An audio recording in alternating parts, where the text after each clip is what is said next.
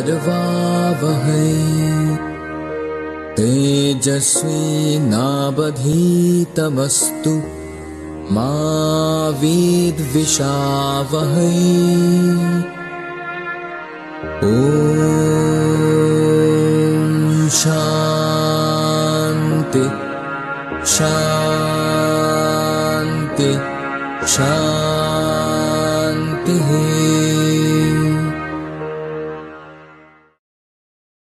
Hariom. Everyday enlightenment channel पर आज का टॉपिक है कलयुग में खुश रहने का मूल मंत्र क्या है, जो कृष्ण अर्जुन को बताते गए हैं सतयुग में, और हम कलयुग में उसको एप्लीकेशन में कैसे लाएं। खुश रहने का मूल मंत्र है मन मिले जिससे रिश्ता रखो उसी से। जहाँ कदर नहीं वहाँ जाना नहीं, जो सुनता नहीं उसे समझाना नहीं, जो पचता नहीं उसे खाना नहीं, जो सत्य पर भी रूठे मनाना नहीं, जो नजरों से गिर जाए उसे उठाना नहीं, जीवन में तकलीफें आए घबराना नहीं। जीवन की जो संसार की सबसे महंगी चीज है हमारा प्रेजेंट, जो इस समय है। इस समय लॉकडाउन के टाइम पे जो घर बैठे हो, अगर एक बार भी चला जाए तो फिर पूरी दुनिया की संपत्ति सारी करोड़ों अरबों रुपए देख के भी हम उसे खरीद नहीं सकते हैं। इसीलिए खुश रहने का मीनिंग होता है past is the history, future is a mystery, present is the gift. तो अभी के टाइम पे जो लोग बातें बड़ी बड़ी करते हैं उसमें रहनी में क्या लाते हैं, मनुष्य क्या बनते हैं, वो कुछ भी नहीं है। वो सारी चीजों का कारण है, पाप और बुराइयां करने का एक ही कारण है, कमजोरी। मनोबल नहीं है, आत्मबल नहीं है, कोई मास्टर नहीं है, सत्पुरुष नहीं है, सलाह देने वाला नहीं है। इस कारण से इंसान इतना कमजोर है। मैं मेरा, वो बकरी की तरह है ना, बकरी करती है ऐसे। इसके लिए शेर का बच्चा चाहिए, शेर चाहिए भगवान को। खुश रहने के लिए शेर जैसा मनोबल चाहिए, साहसी चाहिए, शक्ति। क्यों बोलते हैं इम्यूनिटी सिस्टम स्ट्रांग बनाओ। हम लोग कमजोर हो जाते हैं छोटी छोटी चीजों में। इतने सत्संग सुनते हैं लोग, जैसे ही अपोजिशन आए सब भूल जाते हैं। वो टाइम है हमारा, अभी कोई हमारी परीक्षा ले रहा है, हमने पास होना है। इसलिए हम खुद अपने भाग्य के विधाता हैं। सुनते हो कैसी चीजें हैं ये। हमारे कहने से ना किसी ने बदलना है ना बदला है, आज तक बदला है बताओ मुझे। आप सब देखना कि जब से ये सूरज निकल रहा है उसी टाइम पे निकलता है, उसी टाइम पे जाता है। हम बदलाव आया है कोई? ऐसे ही मेरे पास 2099 से हमारा सत्संग शुरू हुआ था, 2022 तक मैंने लोग वैसे के वैसे ही हैं। कहाँ बदलाव आते हैं? सर्दी के बाद मौसम कौन सा आना ही आना है, रात के बाद दिन आना ही आना है।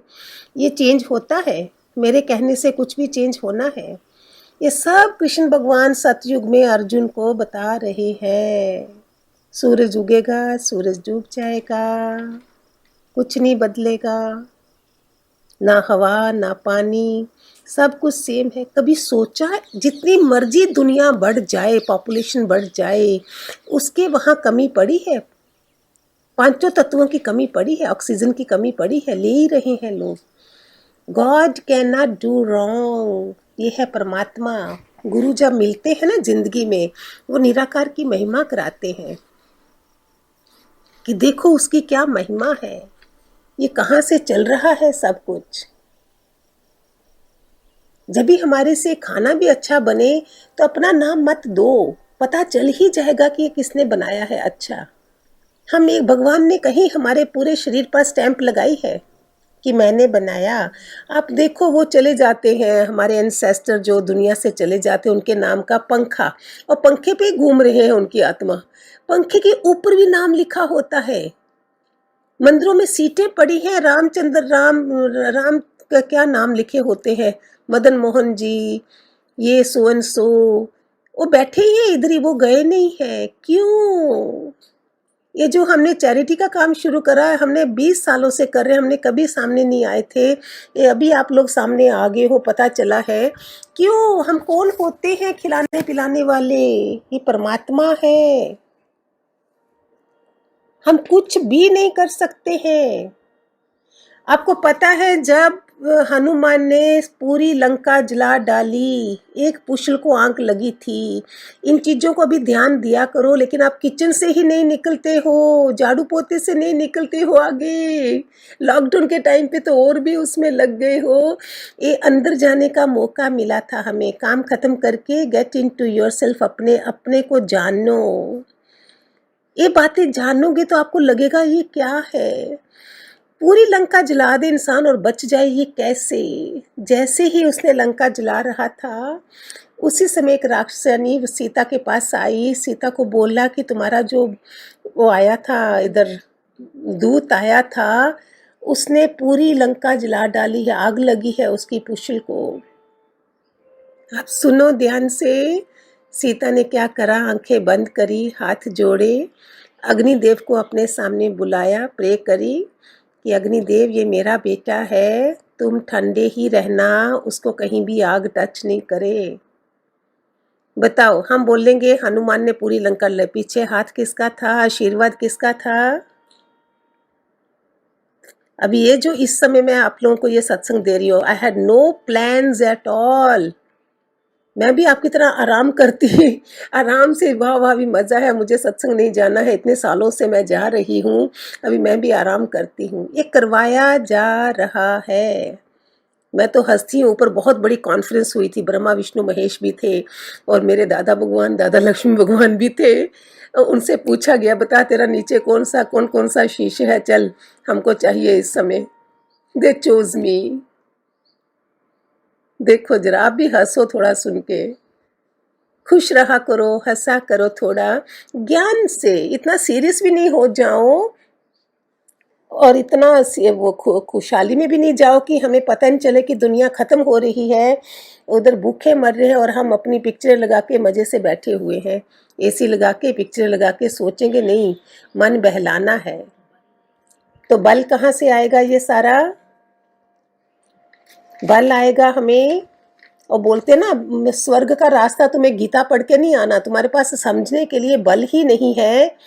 वो बल आएगा तुम्हें अपना शरीर बलवान करके, उससे आएगा। मन बुद्धि स्ट्रांग, आत्म बल स्ट्रांग, मनोबल स्ट्रांग, उससे तुम पहुंचोगे बजाय। और उसके बाद तुम आत्म बल भी, आत्म ज्ञान को, गीता को, उपनिषदों को, वेदों को, सबको समझ सकोगे।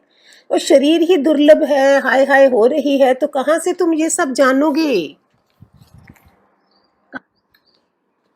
इसलिए खड़े हो जाओ, साहसी बनो, शक्तिमान बनो, सारा उत्तरदायित्व अपने कंधों पर ले लो, फुल ऑफ रिस्पॉन्सिबिलिटीज, और जान लो कि तुम ही अपने भाग्य के विधाता हो। तुम्हें जो कुछ बल और सहायता चाहिए सब तुम्हारे भीतर है, अंदर है।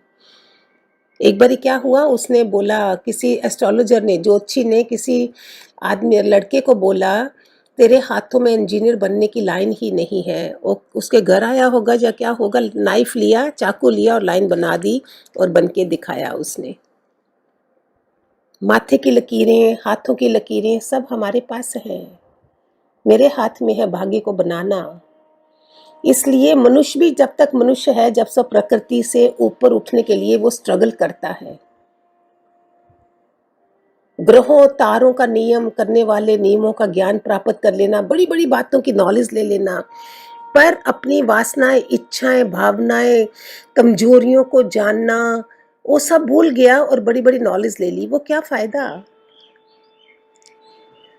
बोलते इंसान जो है सारे प्राणियों से श्रेष्ठ है, सारे प्राणियों से, सारे देवताओं से भी, और उससे श्रेष्ठ और कोई भी नहीं है। देवता भी धरती पे आने के लिए तड़पते हैं और मनुष्य शरीर धारण कर मुक्ति प्राप्त करना चाहते हैं। इसलिए ये लोहे की मांसपेशियां, फुलाद के स्नायु, जो बोला मैंने अभी, ये सारा कुछ इंसान के पास है। ऐसा बनाओ अपने को। किसी किस्म का रोज वायरल हो गया, ये हो गया, बारिशें हुई नहीं और बोलते हैं जी वायरल हो गया, ये हो गया। क्या है ये? सब कुछ जानकारी रखो। आजकल तो सारे काढ़ा, ये सब रेसिपी, सब कुछ आ रहा है आपके पास। इतनी जानकारी पहले औरतों के पास नहीं थी। शारीरिक दुर्बलता का कारण ही सारी चीज़ों को नहीं समझना, आचरण में कुछ नहीं ला सकना, डिसिप्लिन नहीं रखना, सुबह नहीं उठ पाना। स्टार्ट ही डे होता है सुबह उठने से, वो सारा फिजिकली दुर्बलता, फिजिकली वीकनेस। इसलिए दुर्बल मस्तिष्क कुछ भी नहीं कर सकता। कमज़ोर माइंड जो है ना, वो उसको शक्तिशाली बनाना होगा हमको पहले। और ये सारी चीज़ यूथ के लिए तो बहुत बड़ी है। धर्म भी बाद में आएगा, गीता का ज्ञान भी बाद में आएगा। बोलते हैं फुटबॉल के द्वारा स्वर्ग के अधिक समीप जाओगे, बजाय तुम्हारी, तब तुम्हारी ये मांसपेशियां मजबूत हो जाएंगी, तब तुम गीता को अधिक अच्छी तरह से समझ सकोगे। जब तुम्हारे खून में कुछ जोर आ जाएगा, तब तुम कृष्ण की महिमा, महान प्रतिभा, प्रचंड शक्तियों को भी अच्छी तरह समझ सकोगे। जब तुम अपने पैरों पर दृढ़ता के साथ खड़े रह सकोगे, अपने को मनुष्य अनुभव करोगे, तब उपनिषदों, आत्मा की महत्ता को अच्छी तरह जान सकोगे। खुश रहने का मूल मंत्र क्या है?